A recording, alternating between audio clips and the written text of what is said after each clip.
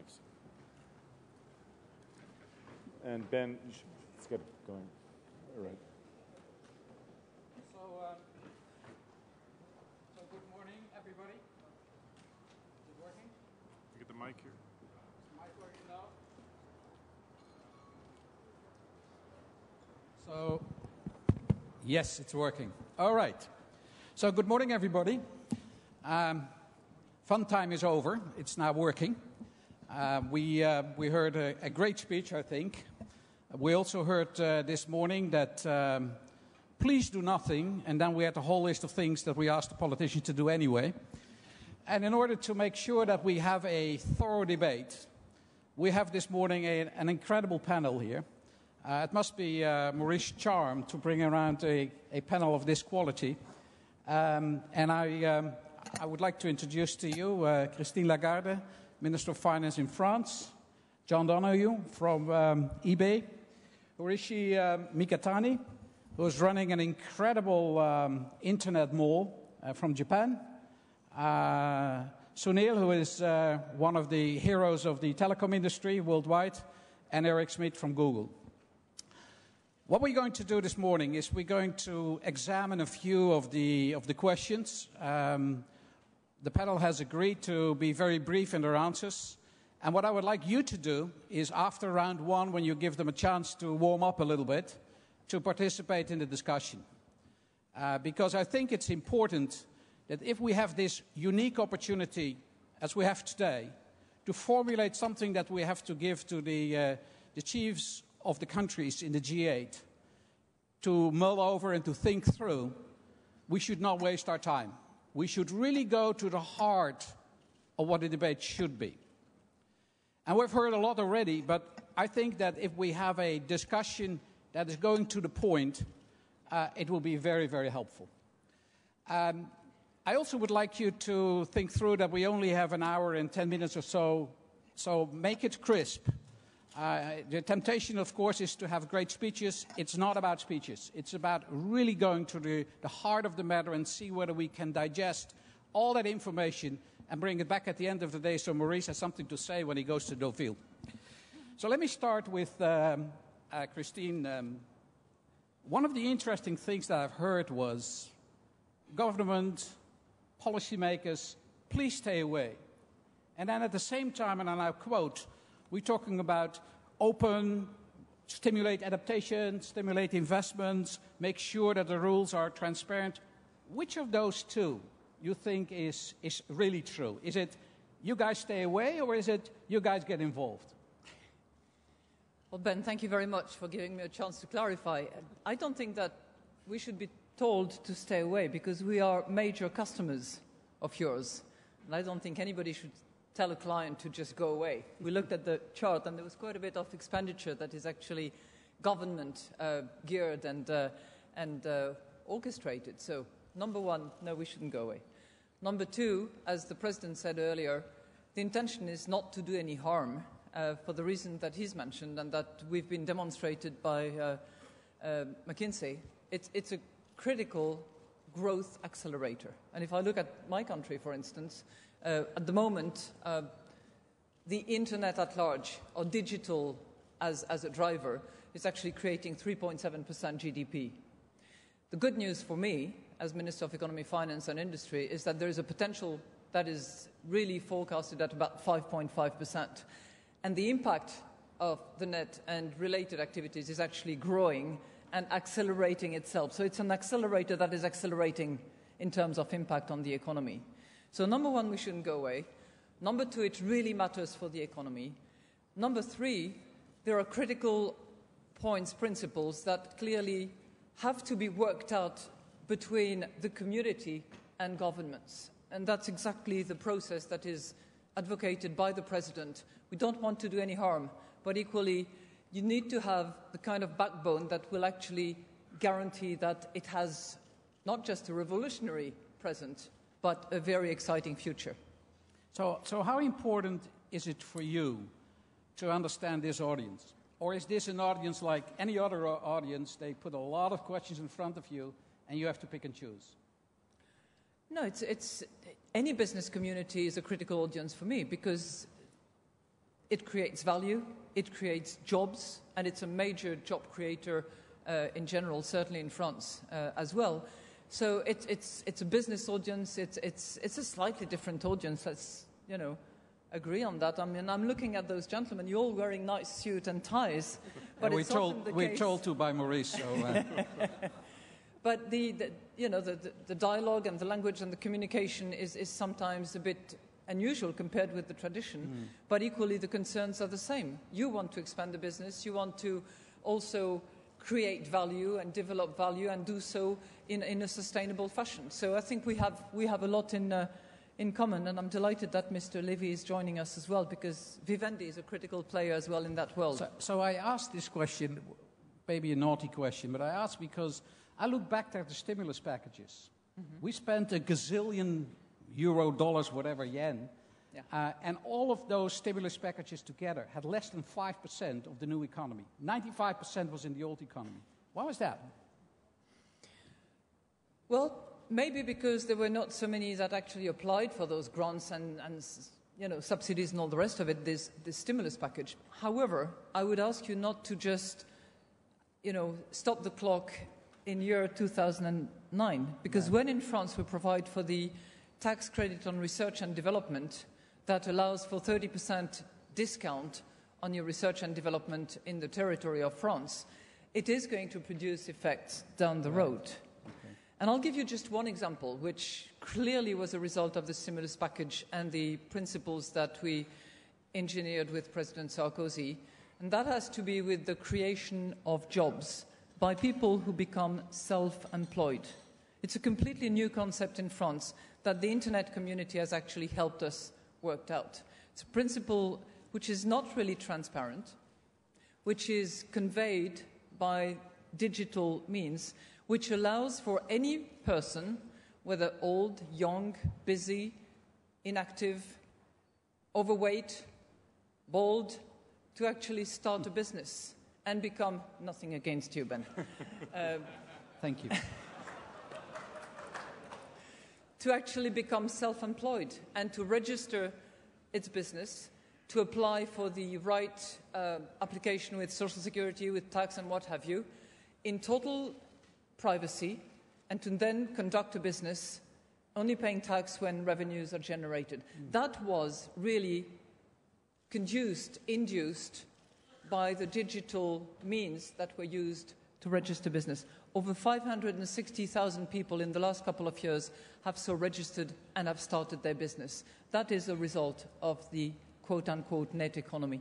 Which is a perfect bridge to John to talk about eBay, because I remember that you have been asked how many employees does eBay have, and you asked formal employees or people making a living out of eBay. Can you tell the story?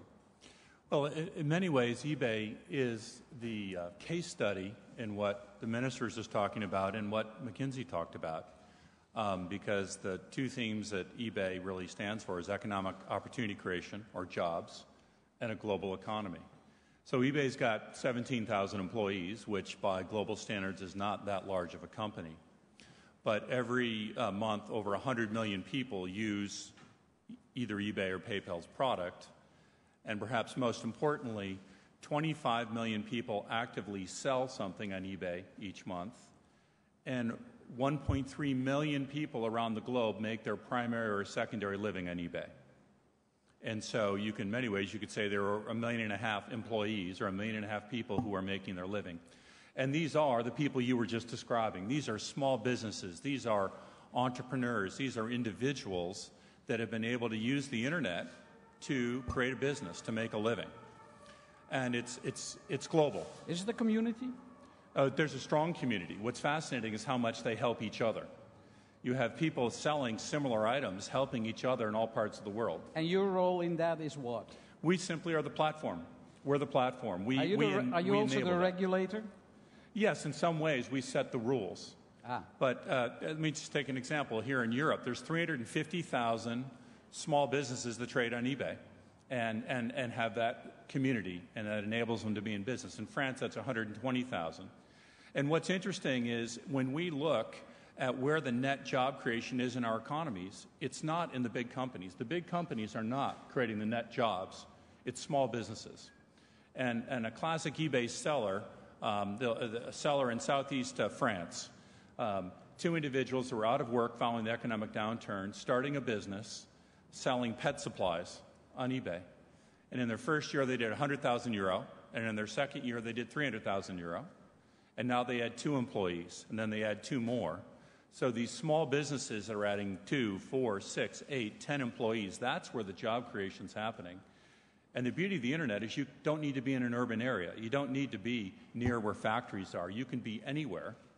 And it allows a local entrepreneur, a local small business to reach not only their local market, but a national market and a global market. But you only can be anywhere if there's an infrastructure to support it. Jean-Bernard, if you look to, as I heard just a minute ago from the guys from McKinsey, that the telcos are the engine here in Europe of the internet development. Is that a good thing or a bad thing?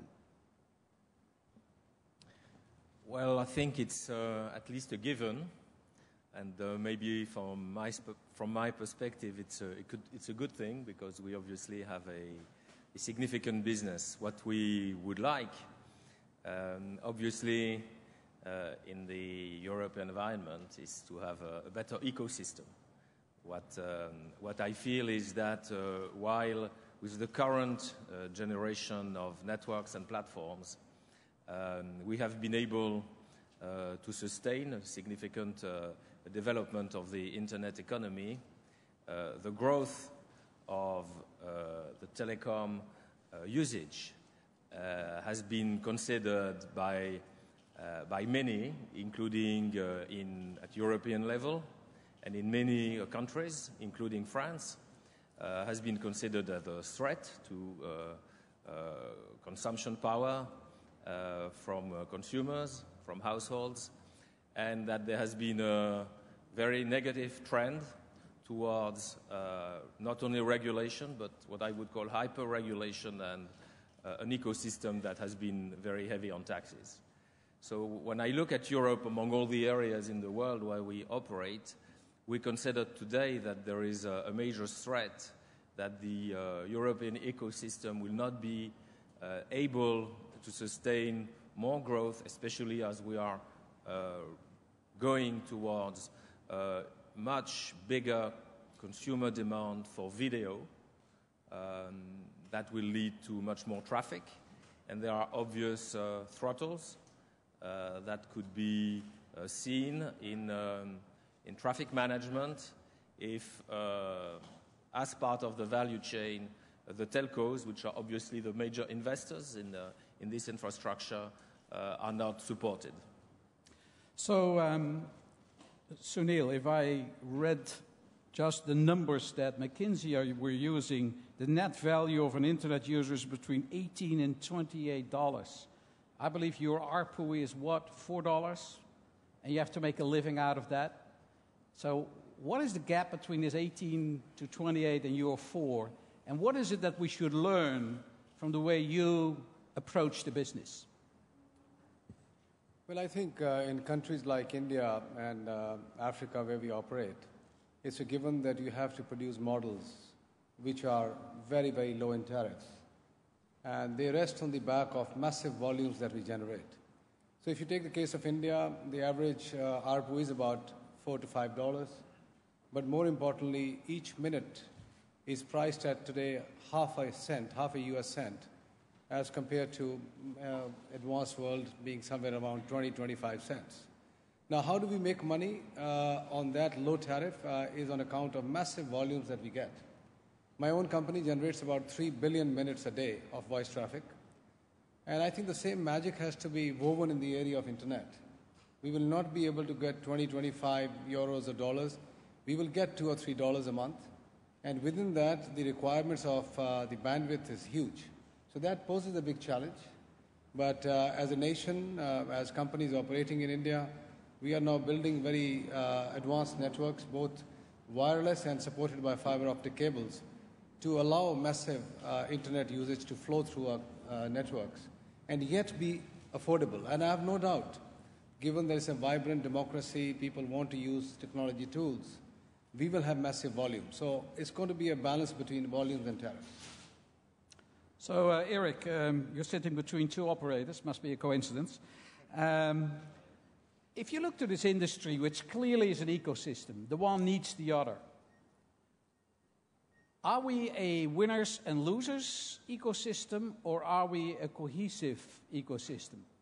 Because if we're going to talk to the policymakers, that's a pretty important question to answer.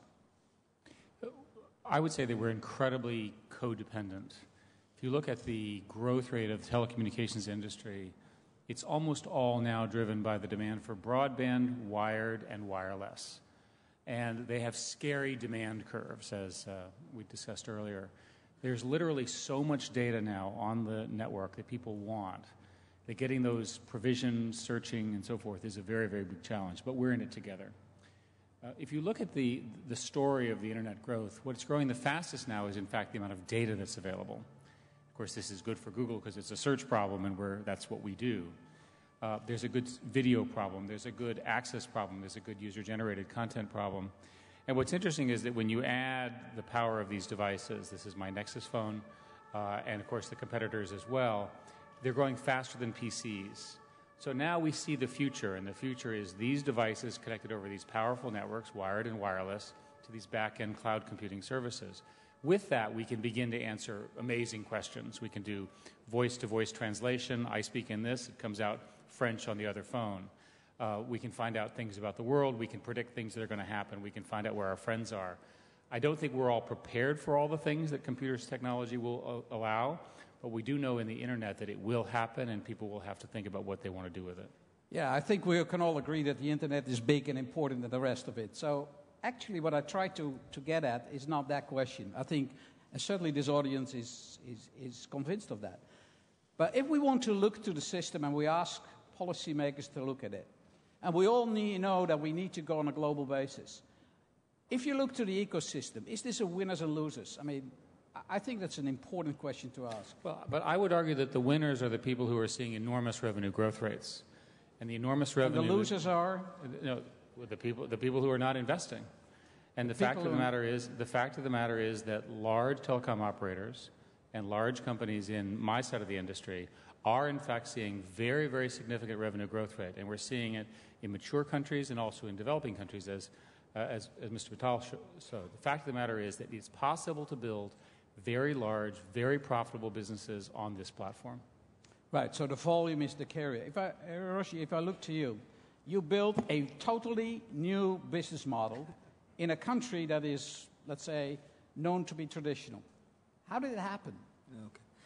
I don't want to disturb too much, but since it seems like I'm the only Japanese panel in this forum, I would like to express my deepest appreciation. We had a big earthquake on March 11th and lost more than 20,000 people. During this period, internet community, internet companies provided tremendous amount of support. And as one Japanese citizen, I would like to once again say thank you very much. And talking about a company like Japan, as you know, as I said, there's only one panel in this forum. But there's tremendous amount of innovation. It's very, very, as you know, innovative company. We invented fiber optic, PlayStation, mobile cameras with mobile phones, e-money. And we are a very, very innovative country. But the shortcoming is Japanese people, maybe like other developing countries, are very domestic. They are not global. There are so many innovative internet startups in Japan, but they don't know how to grow globally. So I think starting startup companies in country like Japan, as a matter of fact, is not so difficult. But the difficulty is how can we become global? I think so. My last comment is. There are so many companies, move people away from Japan after the earthquake. I know we still have some issues, but I just wanted to say Japan is totally safe. So please come back, and we are all waiting for you. Thank you very much. It's very good comments. So Eric, we heard that you have to be relatively small to do innovation. I think you can say a lot about Google, not that it's relatively small. You must not agree with that statement. No, that's not correct. First place, in technology, the new stuff always starts off as small. The algorithmic solution is two people out of a garage in a university anywhere in the world, and somehow they're able to build something which then takes off. Today in our industry, the most interesting development are the new broad platforms. Mm-hmm. A good example here would be the Apple iPhone iOS platform, which has created, again, tremendous value. If you want to look at e-commerce, look at the eBay platform. Again, came out of 2 or 3 people who built this tiny little system that scaled. Google itself is a set of platforms. So the key sequence in technology is somebody invents something completely new, again, a very small team, and they manage to build something that really solves a new problem that's small and it grows very quickly. At that point, they can become a platform ecosystem and people are drawn to running on top of. Look at, again, using in John's case, PayPal.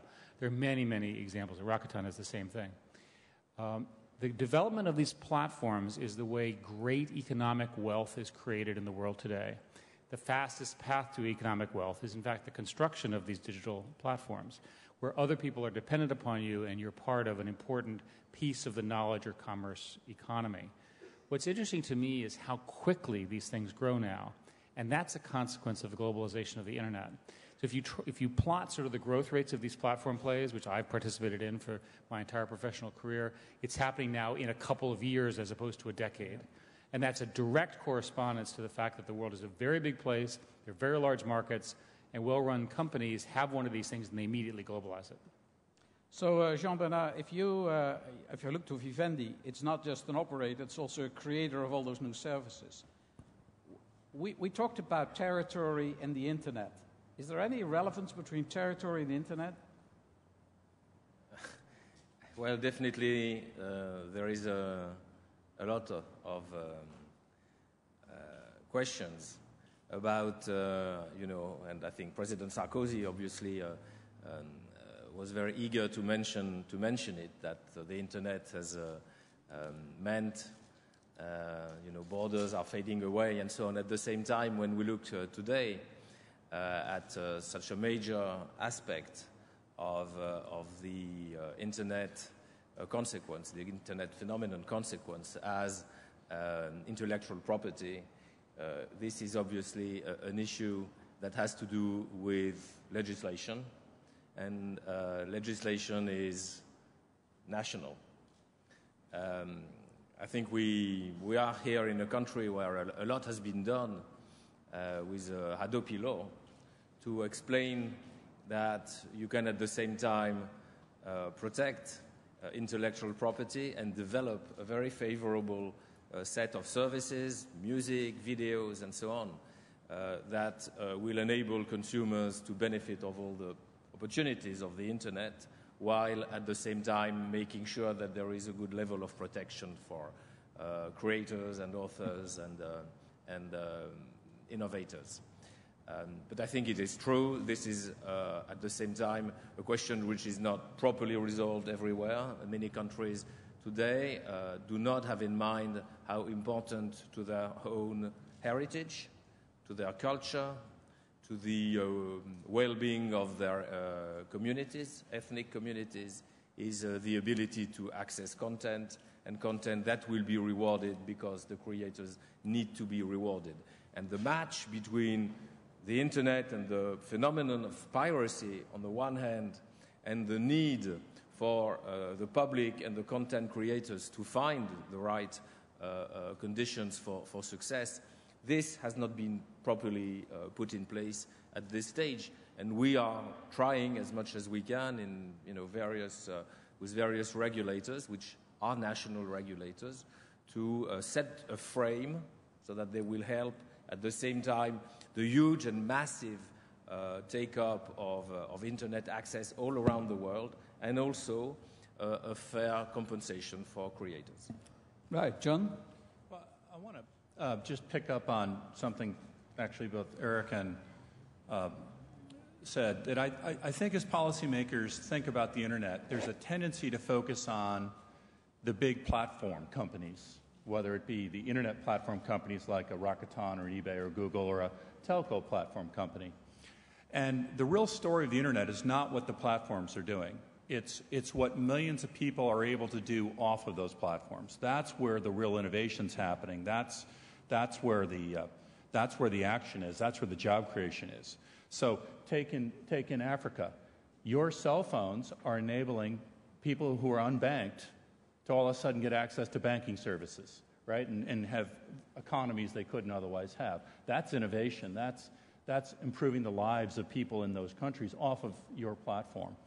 Or off of the internet, the way people can take the services that a Google or Rakuten or eBay has and build jobs, create opportunity that otherwise wouldn't be there. And so as the decision or the policymakers think about this equation, keeping an eye on the end citizen and how the internet is creating opportunity for those end citizens to improve the quality of their lives, create jobs, that has to be, I think, the highest principle, and keep the focus there in addition to being on the platform companies. So I'm sure that Sunil doesn't need help, but if I would sit next to him and look then to Africa and see what a big amount of new traffic will come into Africa, where he just sold a all-you-can-eat package to all these new customers of his, how are you going to solve that? Well, I would say that our job is to proliferate our services deep and wide, and that's precisely what we are doing now. We are going into places where it was almost unthinkable you could roll out networks. And thanks to Ben, your own company, Madam Sun is here from Verwaayen, there's a big support coming from the network providers to go and roll out services in deep and wide Africa, South Asia, India, etc. Now, on the back of it, as rightly pointed out, you have to provide services which are relevant to them. Now, mobile money transfer is one of the biggest revolutions that is raging across Africa and many other Asian countries. People have never seen a bank, forget ever coming close to an ATM. They will never see a bank. And my view is they don't need ever to see a bank. Why go to a bank? You can deliver these services through the distribution platforms that we have created. In India, I have got 1.6 million outlets against an 85,000 bank branches. That's the difference. In 60 years of our independence, we have 85,000 branches, and in a matter of 5 or 7 years, we have 1.5 million outlets. You just need to go to the outlet, pick up your money or deposit money, and move the money seamlessly in a secure manner across the phone networks. So our job is to really carry on spreading our networks, collaborate with the Googles of the world, the eBays, and the others to provide magical services to our customers. The only thing at some point in time we have to discuss, and I'm happy Eric did allude to that, is this is going to be a cooperation rather than one against the other, because a platform cannot necessarily just be brick and mortars. It must have some credit available to it as it delivers these wonderful services. I think it's important to talk about how technology on a go-forward basis will solve some of these problems. Let's talk about banking. There's a new chip called an NFC chip, which has something called a secure element. With it, banks around the world can do modern secure banking with greater security than your debit card or credit card. Virtually all of the banks and services have agreed on this standard, and Google and others are busy implementing this technology for delivery later this year with partnerships and so forth and so on. Let's talk about piracy. There are technologies now which listen to the song that's been illegally uploaded or view the movie that's been illegally uploaded. They compute the equivalent of a checksum, they match it against a known original, and they kick it out. This is called Content ID. This is, for example, how YouTube deals with the very large amount of copyrighted content that's uploaded to YouTube that should not have been, in violation of our principles and indeed of the law. If you think about it over and over again, there's a good technology solution in most of these cases. Let's talk about telecommunications network. There's no question that there's limited bandwidth in the wireless spectrum, and furthermore, governments are getting very good at charging a very high price to my good friends to get access to that wireless. a new technology invented here in Europe called LTE, offered by your company and your competitors, allows 4 times greater spectral efficiency, 4 times lower power, 4 times better packing, and basically it's a no-brainer to upgrade it. Everybody wins. The operator wins, the consumers get more bandwidth. It's, again, just a more efficient piece of technology. So before we decide that we need some regulatory solution to one of these problems, let's ask, is there a technological solution that can scale, that can work globally, that we can all get around and move very quickly? Because we'll move much more quickly than any one of the governments, let alone all of the governments. So, Christine, I have a question here. There's a firm role to play for technology. But if you would turn on the BBC today, you would see a subject that is quite important for this debate. There are privacy laws in the UK, and you can go to a judge and you can forbid the known media to publish something. But here are the electronic media, the social media. They are not on British soil, and they publish whatever the other guys can't. And therefore, people in Parliament now quote Twitter instead of the London Times in order to get around that. So clearly, the territorial limitations of policymaking are exposed each and every day. How do you deal with that when you have political leadership that is, per definition, territorial? By evolution. I'll give you an example. When I started my life as a lawyer, my first client was Lotus Development. And in those days, we were wondering, based on a Schlumberger case, sorry. Schumpeter might have a lot to do with it, actually. But it was a Schlumberger case where we had to decide what was going to be the protection allowed for those licenses, shrink-wrap licenses. And we had to navigate between patent law, copyright, and what have you. And eventually, case law, government's involvement, and a strong partnership and dialogue with the business community helped us move in the right direction of what should be used. I think the same will be true in relation to privacy. We are exploring, we are stumbling, we are trying to identify what is going to be the right tool, what will be the legal principles, and whether for a global public good, as indicated by President Sarkozy, we shouldn't have different types of principles, however they are then enforced territorially, to be able to actually have rules that can protect privacy in the way you indicated.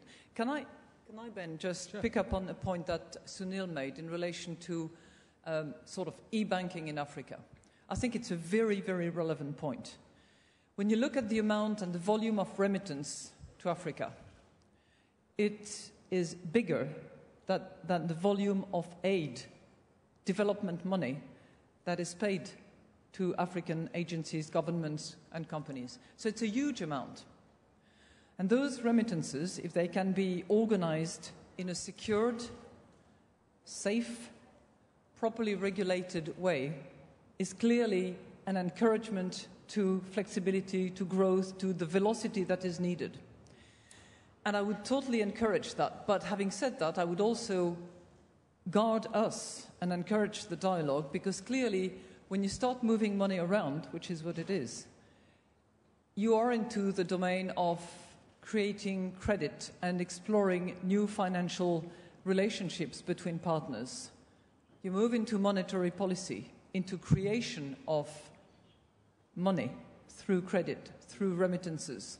So we need to have that dialogue to make sure that not only the laws will evolve over time when it comes to protecting privacy, but we have the appropriate principles and rules that will also apply just to protect the flexibility, the velocity that is needed, and to make sure that people have actually total confidence in the system that is, as Eric said, built on technology, on scaling, and all those good principles that you've mentioned. So here we have a real connecting point so that it works and it protects.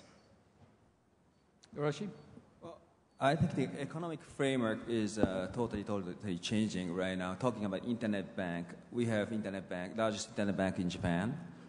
We have about $10 billion of a bank account, bank deposit, $10 billion of bank deposit. And if you want to, if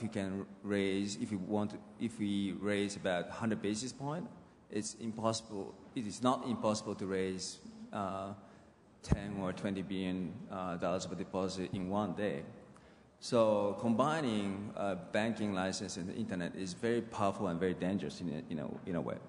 But at the same time, we also have the e-money company called Eddy. It's not currency, but it's semi-currency.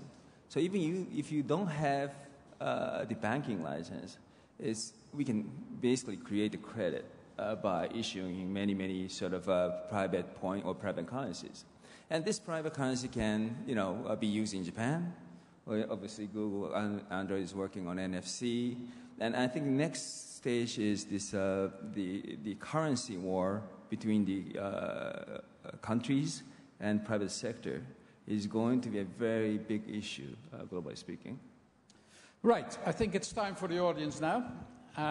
We have 38 minutes and 3 seconds to go. So take your chance here. There's a question there in the middle. I think there are some microphones. Not yet here in front, so we go in the back. Oh, there's it. Please go to row number 567 there. Good morning. Thank you very much. My name is Susan Crawford. This is a question for Minister Lagarde. I want to suggest to you that and invite your comment on the following proposition, that the idea that the government stays either in or out is actually a false choice, that it is the role of government to provide clean water and electricity to its citizens, and similarly, as you have in France, to ensure the fastest, most abundant, widest spread internet access possible. And that, in fact, in the United States, we're jealous of your policies, and that the interests of the carriers may not be aligned with those of the government, where you're trying to reach all of your citizens with the fastest infrastructure, and they have a short-term interest in making the highest revenues off of their last-mile connections. So it is, in fact, the role of government to ensure the sidewalk, the clean water, the clean electricity for its citizens, and not to meddle in the content. That's the proposition I invite your comment on. Thank you. Do you get involved in the content? Well, Susan, I'm very surprised by your question because I'm not sure that I get involved in the content of anything. I'll tell you where I get involved and where I think I'm of some use to your community. Number one, as Minister of Finance, I'm trying to see that you have, particularly the small businesses or the very small businesses, have access to financing. I think that's key. It's critical. It's probably more critical in some of the European countries than it is in the United States. The principle of private equity is not as entrenched in France, for instance, as it is in the US.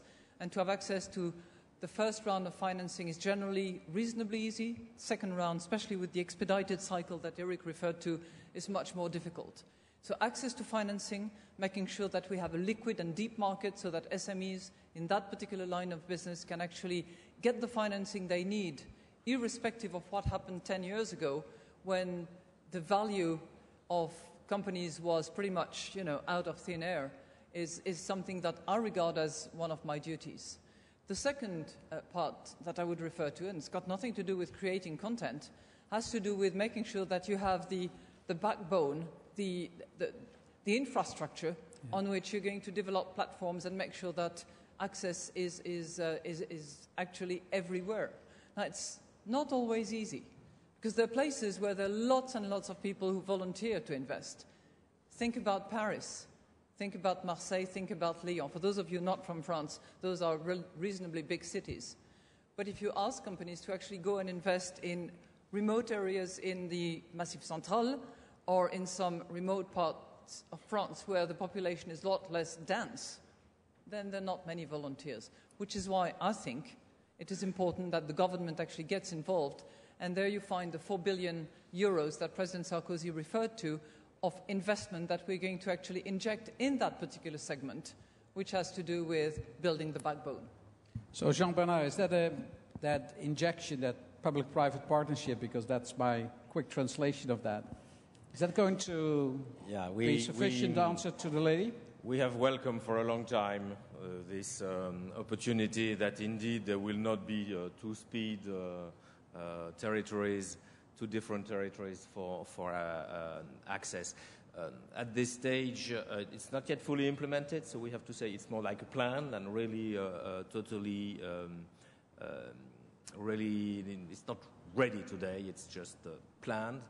But generally speaking, and to answer the question that was raised, I think it's part of our licenses that we have coverage obligations. It's part of the rule of the games, and we have to accept it. We need to have in mind that we need to serve the public at large, and not only the dense areas or the rich people. And the only thing we are requiring is that the rules of the game don't change in the middle of the game. Sunil? Usually they don't. From time to time they do. Well, I would like to say that the carriers are not aligned with the vision for spreading internet is not correct. I think the governments have to decide how they want the carriers to play this game. And as Eric pointed out, if you want to raise $25 billion by sale of fractions of bandwidth in a country like India, then you also have to be very clear about the consequences of that move. Because when you suck out $25 billion just for a meager 5 megahertz of spectrum, the networks, the carriers are obliged to make a business case which takes into account amortization of this money in 20 years, the investments that they made on top of that. So as finance ministers, as governments, they have to decide the balance between using this particular resource, which is called spectrum, to shore up their revenues for the government, or put it out at the service of people for giving cheap, high-quality internet services. This is a decision left best to the governments, and I have to say in this regard, Africa is at the leading edge, where they're providing 3G and broadband spectrum at very small amounts of money, precisely to ensure that people get services at affordable rates. So, Eric, and then we go... Just really quickly. The single best government policy possible is the broad availability of broadband in wired and wireless form to all of their citizens right now. It's easy to understand, right? Because if you don't have broadband, you fundamentally cannot participate in the vision of this conference. You can vision maybe on the corner and so forth and so on. You need at least a megabit, which is not that much these days given modern mobile technology. Governments need to be careful not to be too greedy in the auctioning of the spectrum off, because those are their partners. And I understand why governments need the cash, but the fact of the matter is that does in fact affect the rates that they ultimately charge their citizens. And government needs to remove the barriers that get in the way of digging the trenches, putting the fiber on the poles, and getting everybody connected. It is a very different world when you have wide and broad available of fiber. One of the greatest stories of France, right, is in the last 10 years, France went from being quite behind in internet penetration, maybe because of the history of the Mittal, maybe because of a lack of investment or what have you. But the current presidency, your leadership and so forth, we've seen a huge adoption of broadband to the point where France is typically number 2 or number 3 in the world. See the economic benefit of what that's happened. Good. Point well made. We go over here, second row. You'll get a microphone. Thank you. Thank you, Ben. I'm Joe Schoendorf with Axel Partners. We're a global venture firm that's had the, I would say, privilege to fund a couple of hundred internet companies in the, almost 20 years since ARPANET was turned loose by the government and became the internet. I want to change the conversation a minute and take it in a little different direction, and I'd love to hear you all talk about it. One of the things that I've been thinking a lot about in the last year or two, one day I was on the net and I asked the question, what's the median age of the world? And it comes up at 27.4, which means half of the people here are less than that. As we work with these internet companies and we work with this internet generation, the difference is not their age. The difference, as we all know, because if we're in that second half, we probably have kids that are in the first half. They do not remember not being online. And they think about the world in ways because of that we don't. And one of the ways they think about the world is how they're going to work. And the idea of starting these jobs and what's your platform. I'd like to hear each of you talk a little bit about what kind of impact you think that this revolution, and I thought that was a great term that your president used, that President Sarkozy used this morning, this third great revolution, as these under 27s come into the economy on a global basis, what are some likely outcomes that you might be thinking about that you would be willing to share with us? Right. Is a safe subject. Why don't we start with Jean-Bernard? And we'll work our way this way. So you have I would say, I think we have to be quite humble, not only because most of us are probably slightly above 27 years old, but mostly because this is becoming more and more a demand-driven economy, and there are so many opportunities for people to select the services that they will find the most efficient, the most useful, that will link them to the most exciting communities and so on. I think we have to be, listening a lot, and this is what we try to do, especially as in our content businesses. It's not only so much anymore about the content, but the way you access the content, who do you access the content with, how do you use, and in which kind of, what part of your lifetime do you use it? This has been changing a lot. The consumers, not only they don't remember not being online, more and more they will forget about linear television, about a paper, a news that is on a paper, and this kind of thing. And we don't know the solutions, but we have to be very humble and to listen to what's going on. And if we take, for instance, the video games business, we have seen that a video game which we originated, like World of Warcraft, which we originated as a pure content, has become truly a community. And that people who are on World of Warcraft tend to look at it as part of their life, not only because they play, but because they live within their gaming community. And just to give you this example, that we are looking at this completely differently from what we thought a few years ago, because this is a new way to access the internet, to use the internet, to look at the platforms, to use the technologies.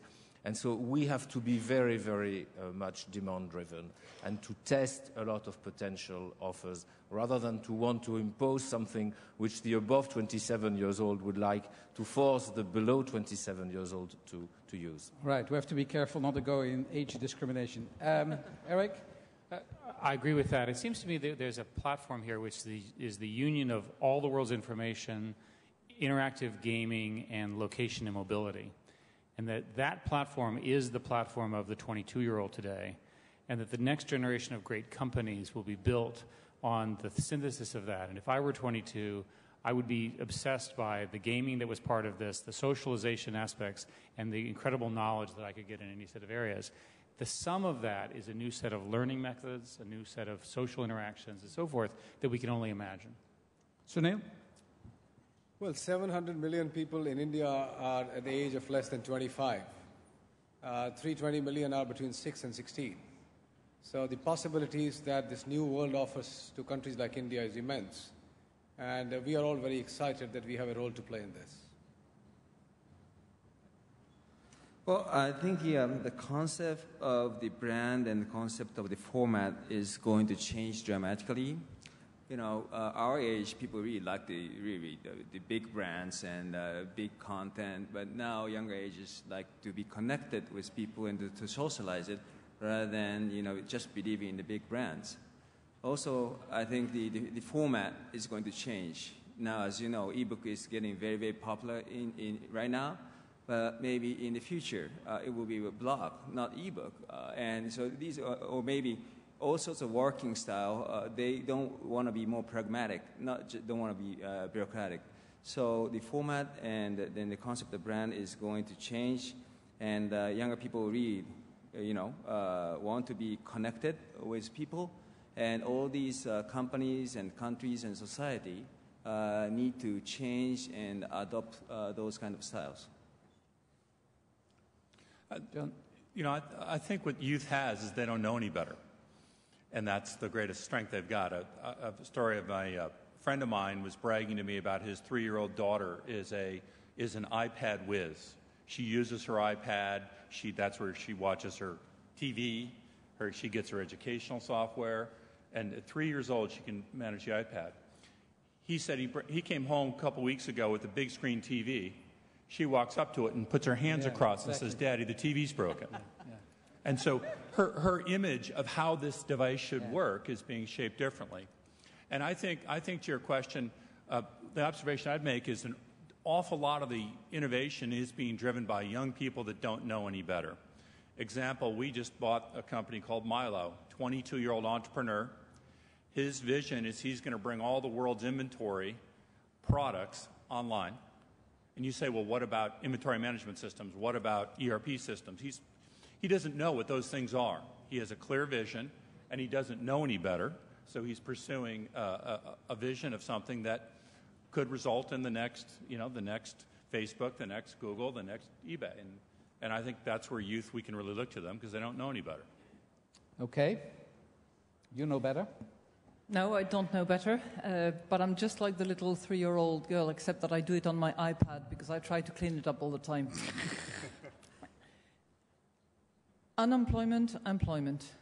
I think the question is absolutely relevant. Creating jobs, keeping people off the street is actually mission critical.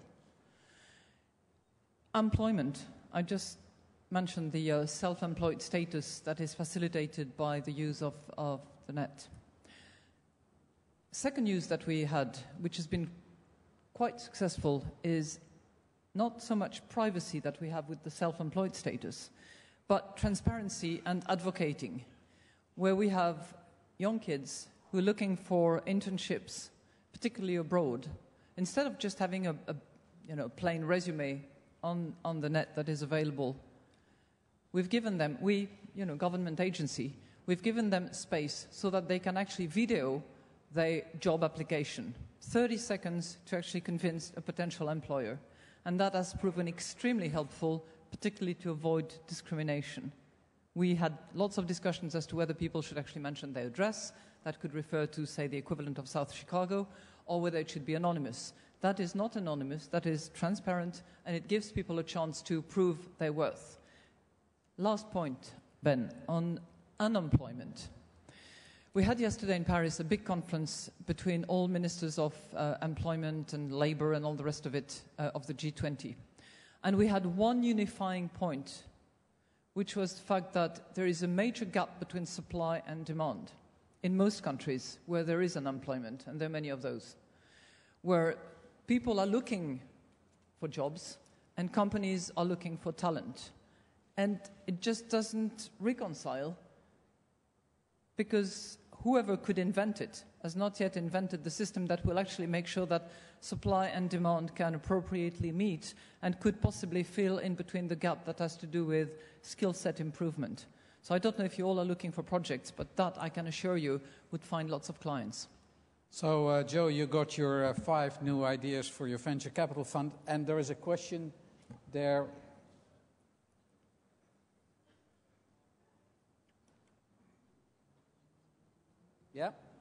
Yeah, pass the microphone on, that's okay. The lady there. Merci infiniment. Thank you so much, Guylaine Lajoignine. I'm from the Institut France and chair of the Council on Health. I think we've forgotten an essential point, which is the revolution in healthcare. Health is the greatest good. President Sarkozy recalled this, and online medicine is also a huge global market. with growth over the next 30 years. Now, don't you think that a major idea that would mobilize everything which concerns everybody for the G8 and the G20 would be to deploy online healthcare, given that in 2050 this population will be aged over 50, so we could remove this isolation and answer the question. So, Minister, could you be advocate this? We can, we must.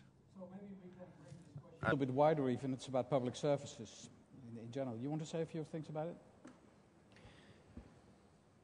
E-public services, whether it goes to health as advocated. Exactly. You are your best advocate. I don't think that you need any advocate, any lawyer to represent you, and I've stopped that a while ago. But e-public service is clearly available in many countries. Clearly the Nordic countries have been extremely forceful on that particular page, and there is a lot of productivity improvement left there. There is a lot of investment as well, clearly, and we as I speak from my vantage point at this moment, which is being Minister of Finance for France. We need to keep a very tight budget. We need to reduce deficit. We need to have our debt decline in the future.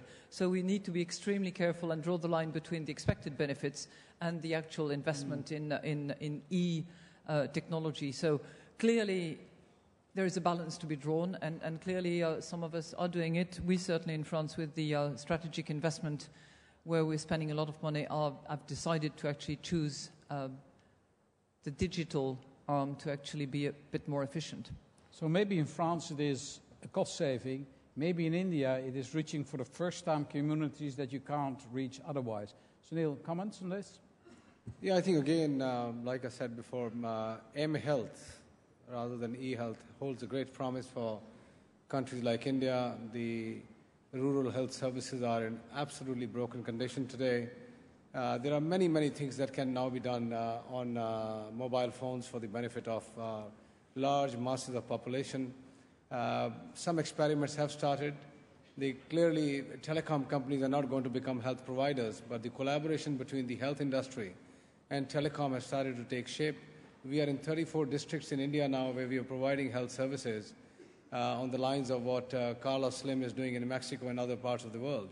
And the early results are quite gratifying. It's my belief that we can lower significantly the cost of delivery of services in the area of health. More importantly, take care remotely of issues which are not life critical.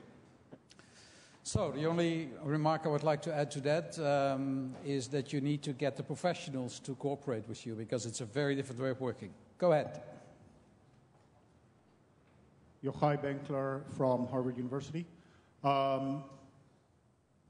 President Sarkozy spoke this morning very eloquently about the revolution, but also had a very strong emphasis on intellectual property. And one of the purposes of this panel is to come out with an output to the G8. And I think an important output needs to be that Adopi is the wrong way to go. Cutting people off the net as a remedy of this great source of wealth is a mistake. Last week, Skype,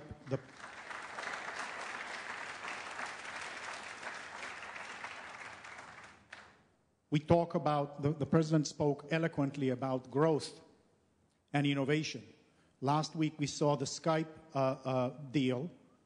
3 Estonian programmers, a Danish and a Dutch investor, built on the architecture and the foundations of Kazaa, a project that would have been illegal and was considered piracy. He spoke about democracy and the Iranian blogosphere, and we all remember the images of Neda Agha Sultan's death in the Iranian protest over YouTube, subject to suit for copyright infringement. There is a conflict between 20th century content industries that try to capture value by putting it in containers, and 21st century companies that increase the flow. That is something that telecommunications companies, in the cloud companies, platform companies, internet companies, all can stand together. You can make the internet safe for the next Lady Gaga or Justin Bieber, or you can make it safe for the next Skype or YouTube. I think from this forum, the message needs to be clear on that one issue at least. So I take this more as a statement than a question. It's a statement and not a question, but nevertheless, very welcome to have statements. Somebody else. Can I just follow up on his point? If you wish to, sure. Yeah, Just 1 second. Professor, don't go away. The professor should not go away. No, I'll be very happy to be your messenger, because I think it's exactly the point about this forum. It's to get all the messages, get all the concerns out there, and make sure that they are addressed. But I would certainly hope that between, Skype, the Skype case that you referred to, and Lady Gaga, there is also something in between that can actually allow for and make sure that protects those creators, those inventors, that also have a right to their invention and draw benefit from that. So I think that's another concern that needs to be taken into account. But I'll be your messenger. Right. Esther Dyson from the United States. Sort of on the same point. We've talked a lot about the government regulating the internet. But the value of the internet is that it can also regulate business and governments. So what I'd love to hear from Christine, especially if you go to the IMF, Eric, for obvious reasons, Sunil, talk a little bit about the value of transparency in eliminating corruption, because investment's not only about efficiency, it's always also about bringing in patterns of transparency. When you spend money in these countries, make sure it's visible where the money is spent.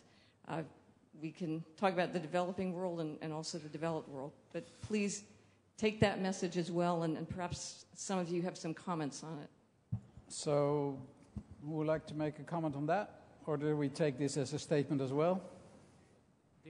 It's often, Esther, it's often said that technology does not have a bias. But I think it's reasonably obvious that it does have a bias. And that bias is its empowering of individuals, at least the current generation of technology. Now, out of that empowerment of individuals comes a number of very interesting problems. If a large number of individuals know a state secret, one of them might choose to illegally leak it, which then generates the firestorm we've seen in the last week. If a large number of individuals are aware of some injustice, they can organize themselves using the modern tools to eventually change their government, which is not really responsive to them. So this bias that technology seems to have right now around empowerment is what we're really talking about. If citizens choose to illegally download copyrighted material and then illegally upload it, then technology companies need to sort of police that. But that shift in power is currently a fundamental one.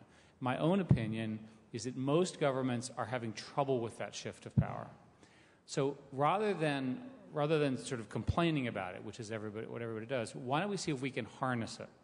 So my answer to your question was, there's an awful lot of injustice in the world, but since everyone has a camera, take pictures of it. That will serve as a check and balance on corrupt autocracies, bad dictators, and that kind of stuff. The world can be a safer place. It could be a more operational place.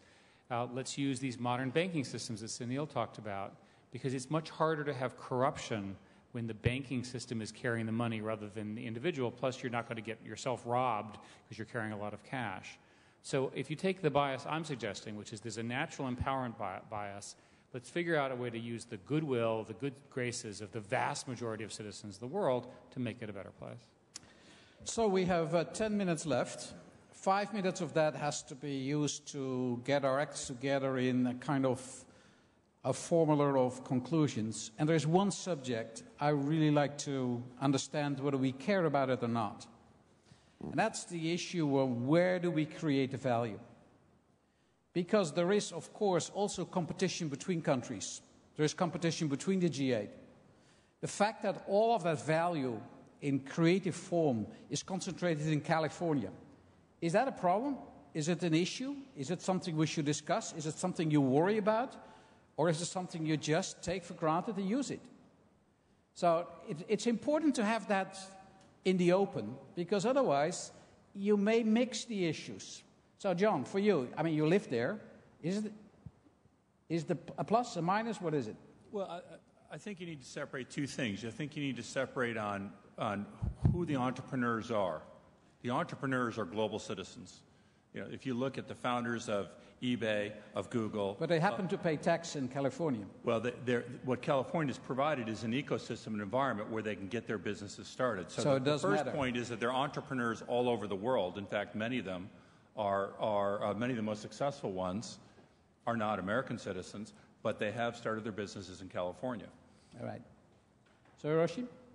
Well, I started my business in Japan, and I'm trying to become global. We see so many great startups in China and in other countries in Europe as well. So I think the trend is shifting a little bit, that we are seeing more and more global startups and global entrepreneurs. And I think through this G8 forum, if all the global leaders can agree on the importance of embracing the entrepreneurship globally, that would be great. So embracing entrepreneurship is a great point. Sunil? I think I would like to quote President Sarkozy this morning, that the market forces must determine the trade of internet. But he did qualify that by saying, so long as it's fair trade. Now that's a big question he's raised.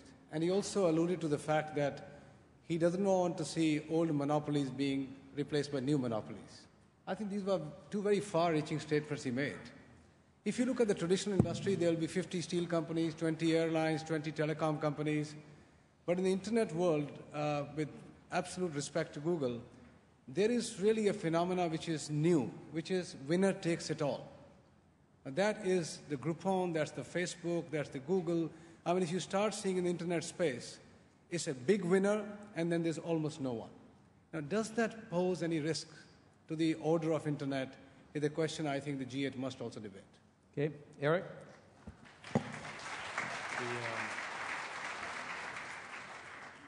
If the winner-take-all markets are pretty evanescent these days, I'll tell you.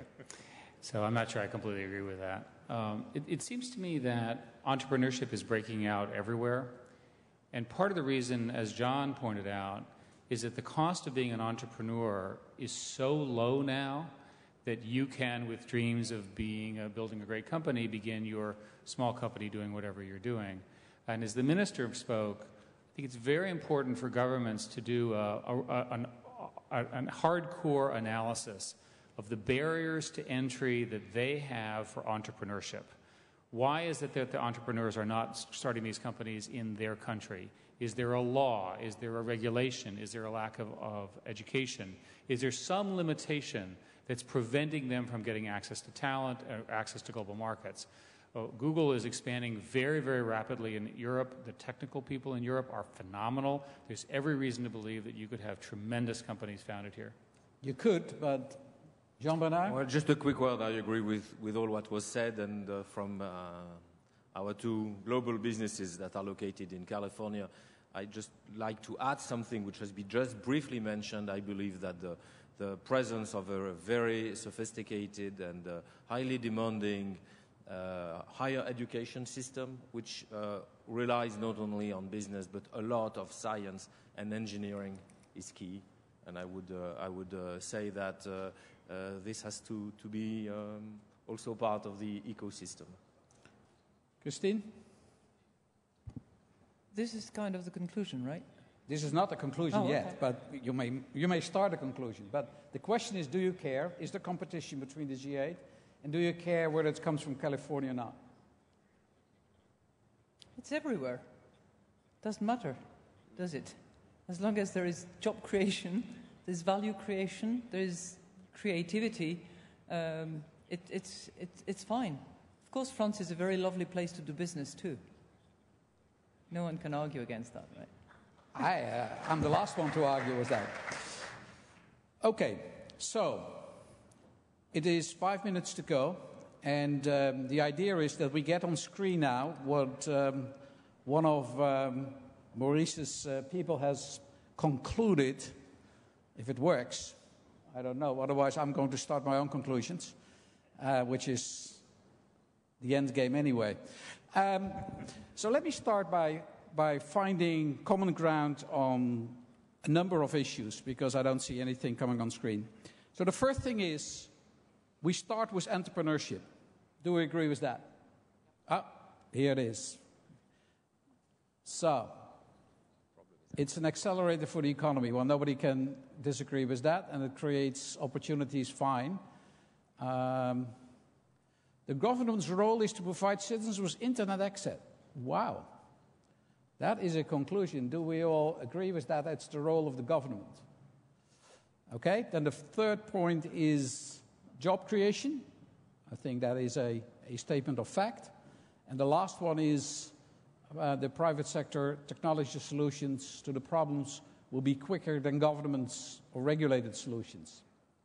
I would like to add to this important point of promoting entrepreneurship, because if internet does anything, it gives an opportunity, a unique opportunity to entrepreneurship. And I think it matters.